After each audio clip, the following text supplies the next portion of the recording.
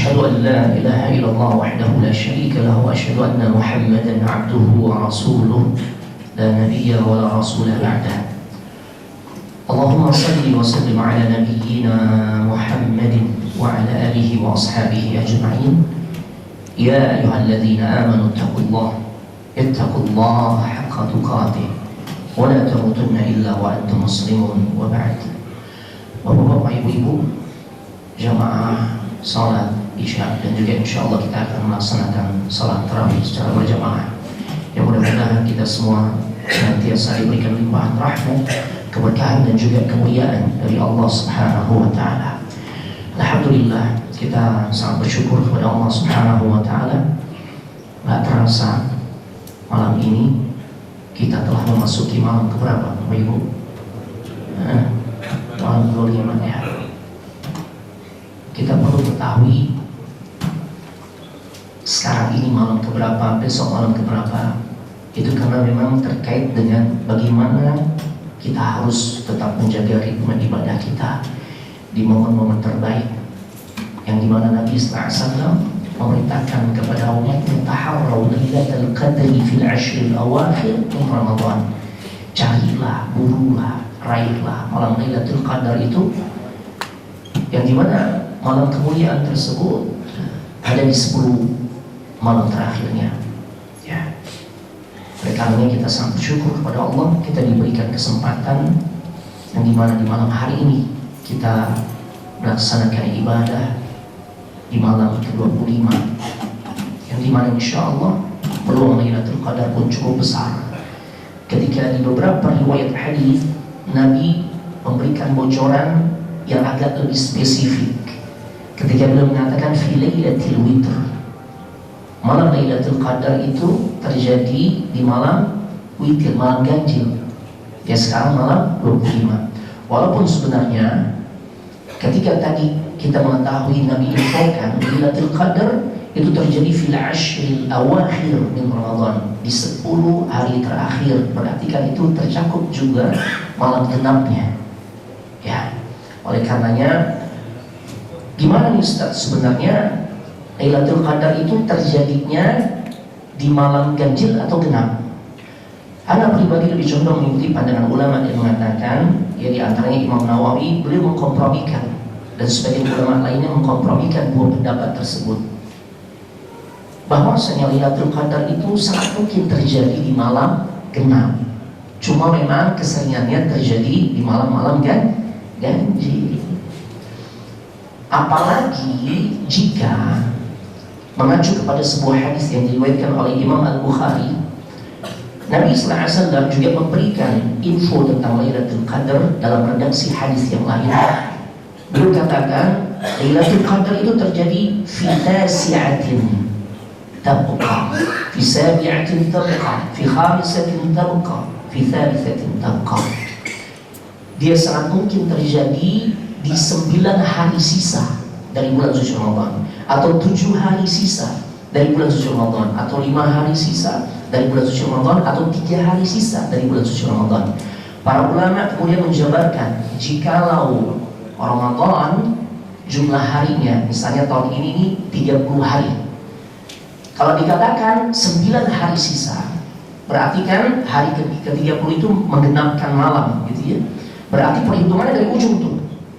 Kalau dikatakan 9 hari sisa, itu start awalnya justru dari malam ke-20, 22, 23, 22, 23, 24, 25, 26, 27, 28, 29, 30. Jika Ramadan tahun ini jumlah harinya 30. Makanya jika kita ingin cari aman, karena ada sebagian kita yang hanya fokus semangat ibadahnya lebih ditingkatkan di malam-malam ganjil.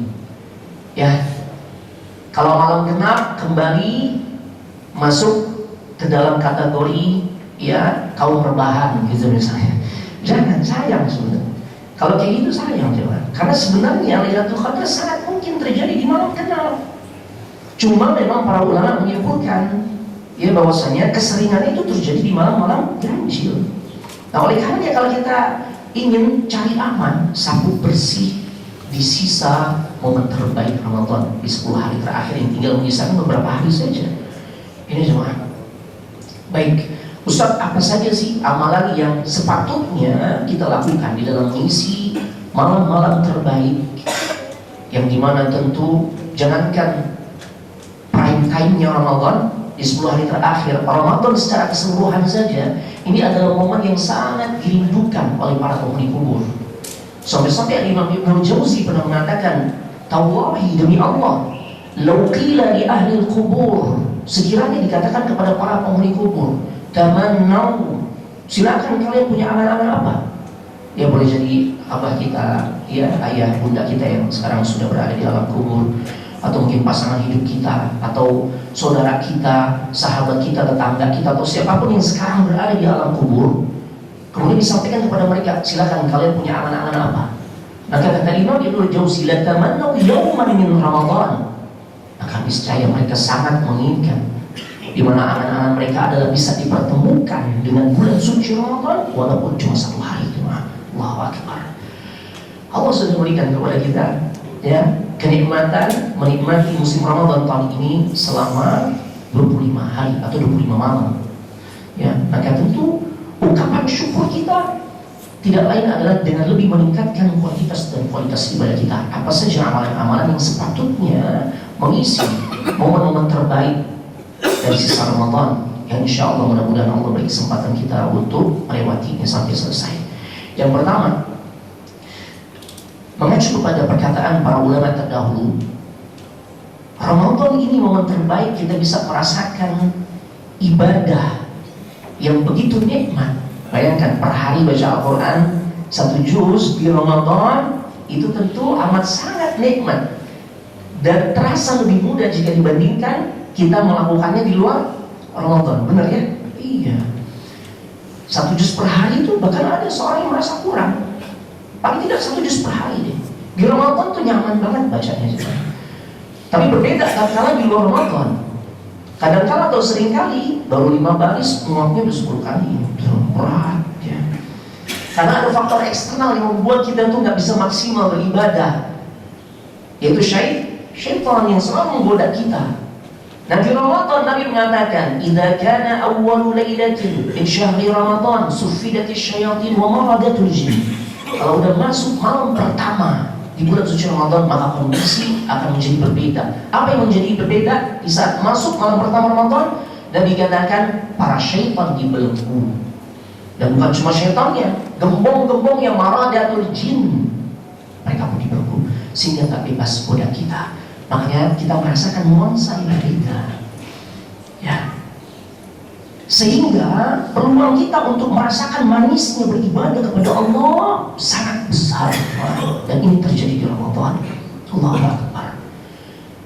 Oleh karenanya, sebagian ulama mengatakan paling tidak 3 amalan, Pak, yang selalu mengisi momen-momen terbaik dari sisa Ramadan yang insya Allah kita akan jalani sampai selesai ini. Yang di situ pastinya dari 10 hari terakhir ada Lailatul Qadar. Apa 3 amalan ini? Dijelaskan oleh para ulama, tafaqqadul halawa fi thalathah. Temukanlah manisnya momen beribadah kepada Allah pada 3 bentuk ibadah. Yang pertama, fi shalah, di dalam salat kita. Allahu Akbar. Terlebih di Ramadan ada satu salat yang sebenarnya di luar Ramadan juga ada, tapi di Ramadan menjadi amat sangat berbeda dan spesial. Karena kalau di luar Ramadan biasanya kita mencari celah saat bertanya kepada Ustadz, salat malam yang masih boleh kita kerjakan berapa jumlah minimal rakaatnya, paling dikit gitu. Berapa Pak jawabnya Pak? 1 rakaat, yaitu witir. Boleh Pak? Itu di luar Ramadan pertanyaannya begitu tuh Pak. Ya, maka Ustaz katakan salat witir boleh 1, boleh jadi dia kerjakan 1 rakaat. Ya, adakah ceritanya orang salat malam di Ramadan 1 rakaat cuma? Nggak ada cuma. Minimal berapa rakaat? Di Husnul Khatimah berapa? 11 rakaat. Allahu Akbar. Spesial. Cari kelezatan beribadah, manisnya beribadah, mencari hubungan dengan Allah, bermunajat, ya, menghamba kepada Allah lewat salat kita. Makanya di masa Khalid ibn Duraij luar biasa Pak. Kalau ini nanti imamnya ya, berapa menit? Ini pertanyaan realistis nanti ya. Bukan berapa juz ya. Berapa menit? Masih di sini 30 menit tuh. dikasih kode 30 menit ya. Nah, apa-apa ya. Baik, tidak apa-apa. Yang penting kita jalani dengan penuh sukacita. Karena ketika Nabi sallallahu alaihi wasallam menyampaikan sebuah pesan agar mudah-mudahan tarawih kita Lailatul Qadar yang insyaallah Allah karuniakan kita temui, yang saat itu bertepatan kita sedang beribadah, maka jalani dua momen tersebut dengan perasaan sukacita. Man qama Ramadhana imanan wa ihtisaban ghufira lahu ma taqaddama min dhanbi. Barang siapa yang melaksanakan salat malam di bulan suci Ramadan, itu salat tarawih, dengan penuh iman, dia jalani dengan penuh keikhlasan. Yang kedua, ihtisaban. Ihtisab ini ada dua makna kata para ulama. Yang pertama, dia memiliki harapan besar dari tarawih yang dikerjakan, dia akan mendapatkan ganjaran pahala dari Allah Subhanahu wa taala. Yang ternyata ganjaran pahala yang Nabi pernah sampaikan ini luar biasa. Berapa nilai pahala ya dari tarawih yang kita kerjakan sekalipun 30 menit. Memang rata-rata di Indonesia begitu ya. Nah, tidak masalah. Berapa ganjaran pahalanya, Pak? Salat semalam suntuk.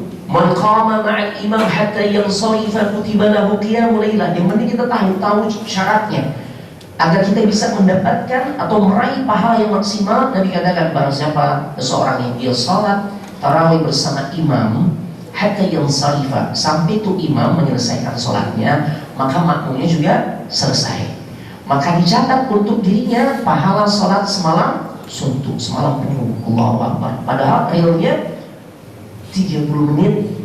Allahu Akbar. Nah, dari sini kita mesti dapat tambahan ilmu. Kalau Bapak Ibu tanya, Ustaz, Anda punya kebiasaan 8 rakaat, Anda pulang duluan Ustaz, gitu ya. Boleh ya Ustaz? Jawabnya boleh. Boleh Bapak Ibu. Entar witirnya di rumah ya? Iya Ustaz. Boleh. Cuma Bapak Ibu rugi. Kenapa? Kalau Bapak selesaikan tuh 3 rakaatnya, witirnya ikut bersama imam, maka catatan pahalanya salat semalam penuh. Makanya yang punya kebiasaan, ya 8 rakaat, maaf, cabut duluan, ngajir duluan, rubah. Kecuali ada keperluan yang sangat mendesak, itu tidak kasus. Tapi kalau cuma karena habit aja, apalagi nanti, wah udah lama banget Ustaz tuh, ya, paling momen terbaik prime time Ramadan, Masya Allah. Di masa Khalid ibn Duraij, tarawihnya itu fi kulli lailah, setiap malamnya asyra ajza. Ya Allah, beliau cerita, itu juga di masa Tamim ad-Dari, Ubay ibn Ka'ab. Mereka menceritakan di masa itu tarawih per rakaat 200 ayat. La haula wala quwwata illa billah. 200 ayat per rakaat. Kalau 11 rakaat 2200 ayat, 10 juz. 10 juz. 3 malam khatam. Kita kalau udah pakai daya khayal kita, ini gimana dengkul satu urusannya, ya kan? Makanya di masa itu diceritakan bagaimana luar biasanya effort generasi terdahulu ketika mengikuti sholat tarawih yang durasi per malamnya asyra ajza, 10 juz. Ya Allah, 3 malam khatam. Mereka tuh bawa tongkat. Jadi kalau keluar rumah menuju masjid, bawa tongkat. Yang jelas bukan buat tawuran, bukan ya. Apa tujuannya? Diceritakan bahwasanya ketika dengkul udah gak kuat, lutut udah gak kuat, udah goyang nih, 10 juz jemaah, Allahu Akbar. Ya, per rakaat 200 ayat. Maka solusinya adalah bukan pulang duluan, enggak, tetap bertahan. Tapi mereka ya'tamiduna 'alal asal. Mereka menopang tubuhnya dengan tongkat-tongkat yang mereka bawa, pegangan, Allahu Akbar. Dan gak ada ceritanya tuh, ya, ngasih kode ke imam biar imam cepat selesai dengan dehem-dehem buatan gitu ya. Gitu. Kadang-kadang gitu ide kreatifnya ya. Sebelum tarawih pada sehat, kenapa jadi radang dadakan gitu. Kesel. Berarti nggak ihtisab tuh. Kalau ihtisab, ya tarawih menjadikan dosa kita terampuni, kita mendapatkan pahala sholat semalam penuh, maka jalani dengan ihtisaban. Nah, poin ini, makna ihtisab selain berharap pahala yang besar yang Allah akan berikan, makna kedua adalah al-farah was-surur. Jalani ibadah tersebut dengan perasaan sukacita. Mau apapun surah yang dibaca oleh imam salat Fatihah, ternyata yang kita dengar Alif Lam Mim, Dzalikal kitabu la raiba fi hudan lil muttaqin. Surah apa Pak? Familiar Pak? Al-Baqarah berapa ayat Pak? 286 ayat, hampir 3 juz. Ya Allah. Nah, ini pembuktian. Ihtisab hendaknya kita, ini bergantung suara hati kita nih. Kalau ternyata begitu imam baca Al-Baqarah, kemudian hatinya berbicara atau mengatakan ini imam favorit nih, dia bawain surah yang anda tunggu-tunggu. Nah ini ihtisab, sukacita. Tapi kalau justru sebaliknya, waduh, salah masjid aneh. Besok mau mampir lagi. Itu tidak sukacita. Makanya Pak, sebagai penutup. Di masa Khalid ibn Durayj yang durasi tarawihnya per malam 10 ajza, 10 juz, ternyata wa kana imam marid, imamnya satu malam ternyata beliau sakit, ya sakit Pak, ya Allah, ternyata ya di saat jadwal beliau sakit, akhirnya dicarikan penggantinya untuk beberapa malam. Ternyata imam penggantinya badalnya ini membawakan konsep yang agak beda di takhfif, yang tadinya 10 jadi 5 ajza 5 juz. Ya Allah, berarti khatamnya berapa malam? Kalau tadi 3 malam, berarti jadi 6 malam ya. Masya Allah. Di takhfif diringankan 10 ke 5. Ya Allah, Bapak Ibu, sekiranya kita ada di masa beliau nih, di masa Tamim Ad-Dari, di masa Uwais bin Ka'ab, di masa Khalid ibn Durayj, ya, gimana suasana hati kita nih ketika imam yang biasanya 10 juz per malam ternyata digantiin oleh badal 5 juz. Hati kita perasaan kita gimana? Oh, girang katanya. Senang. Iya, dari 10 juz ke 5 juz signifikan tuh. Bahkan boleh jadi ada yang suara hati mengatakan mudah-mudahan yang ini sakit lagi nih, karena trennya turun dari 10 juz ke 5 juz, entar ini sakit, entar ujung-ujungnya 1 juz, ketemu surah-surah favorit gitu ya, ya nggak apa aja, ya Allah. Tapi ternyata Pak, ketika imam mentakhfif, meringankan sholat yang 10 juz per malam jadi 5 juz, yuk kita lihat bagaimana reaksi jamaah di masa lalu. Mereka protes Pak. Jadi ternyata kondisi di mana jamaah protes sudah terjadi dari zaman dulu, bukan zaman sekarang aja. Itu jamaah sudah protes, gitu kan? Dari zaman dulu. Cuma ada yang beda. Apa pembeda protes orang-orang terdahulu dengan orang-orang zaman sekarang? Konten protesnya, isinya. Begitu imam baru, imam badal ini membuat atau meringankan bacaan salatnya jadi 5 juz per malam, protes mereka. Apa yang mereka katakan? Wahai imam, ma nuridu at-takhfif, kita nggak mau diringankan. Kan imam aslinya 10 juz, kenapa jadi 5 juz? Balikin lagi. Besok malam balikin lagi. Kalau ente masih jadi imam, balikin jadi 10 juz. Tuh konten protesnya Pak. Kalau yang zaman sekarang, yang biasa setengah jam, nanti kalau anak injury time dikit, ya jangan diprotes. Kadang-kadang sikap gitu kan. Hafiz Quran diundang, yang ternyata lebih, yang tadinya setengah jam jadi 45 menit, jadi 50 menit. Protes itu biasanya. Kalau nggak berani langsung protes ke ustadznya, DKM jadi sasaran. Itu tadi ustadz siapa yang diundang, besok yang diundang lagi. Kenapa mereka begitu luar biasa semangatnya? Mereka faham ya, tentang keutamaan malam-malam Ramadan. Apalagi kalau udah memasuki 10 hari terakhir. Makanya di sini dibuat konsep nanti ada qiyamul lail. Sama tuh di Mekah Madinah, Masjid Nabawi, Masjidil Haram ada 2 sesi juga, 20 dan 13. Masya Allah. Baik ya, 2 amalan lainnya secara singkat saja selain baca Al-Quran, selain salat, yaitu qiraatul Quran, baca Al-Quran, dan yang ketiga doa. Temukan manisnya beribadah kepada Allah lewat munajat, doa yang kita sampaikan, yang khususnya di momen 10 hari terakhir Nabi ajarkan doa khusus. Ketika beliau ditanya oleh istri beliau, Ibunda Aisyah, doa apa yang sekiranya aku sangat yakin di antara malam yang kulewati itu adalah Lailatul Qadar. Maka Nabi mengatakan, quli Allahumma innaka afuwun tuhibbul afwa fa'fu anni. Itu doa yang seharusnya mendominasi sisa Ramadan, ya malam-malam Ramadan, malam terbaik yang akan kita jalani. Ya, di samping doa-doa lainnya tentunya. Barakallahu fikum, subhanakallahumma wa bihamdik, asyhadu an la ilaha illa anta, astaghfiruka wa atubu ilaik. Assalamualaikum warahmatullahi wabarakatuh.